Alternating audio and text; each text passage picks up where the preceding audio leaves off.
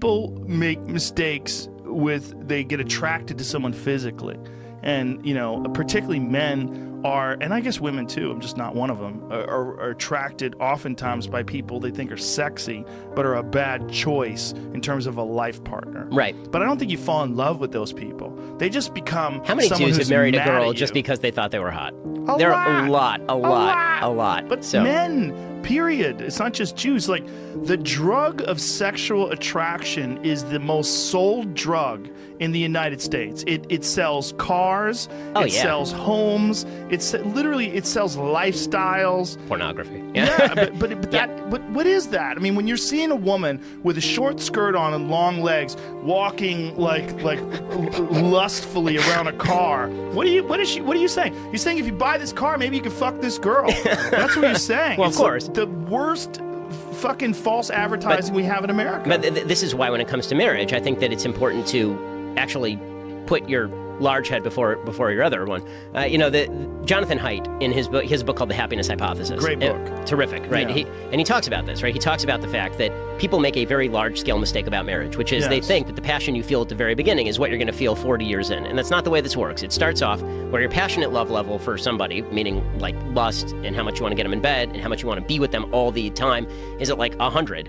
And your level of kind of committed love, right? That level of love where you have shared values, that matters to you like this much. Yes. And then over time, after about like 2 years, the passionate love starts to decline.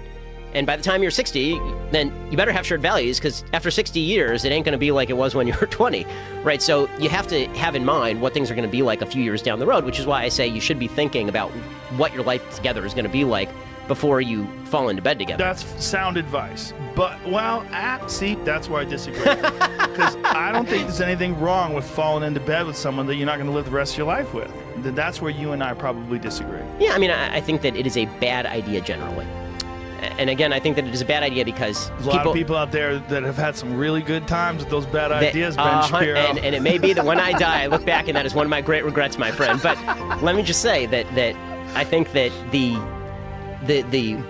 thing that has been foregone is, in my life at least, more than made up for by the relationship that I have with my wife. So I'll go anecdotal there, but I also I'll go data-driven, which is the longer you live together with somebody before you get married, the higher your divorce rate after.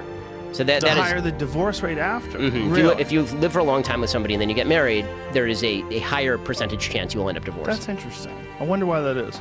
Probably because of the open window syndrome. Like, people feel like, okay, I lived with you for 3 years. Why aren't we married yet?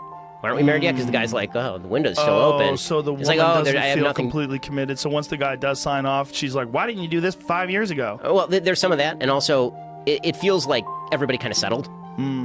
Right, like if it was, I'm so committed to this, I want to get married right now. Maybe they just did mushrooms together and realized they really love each other.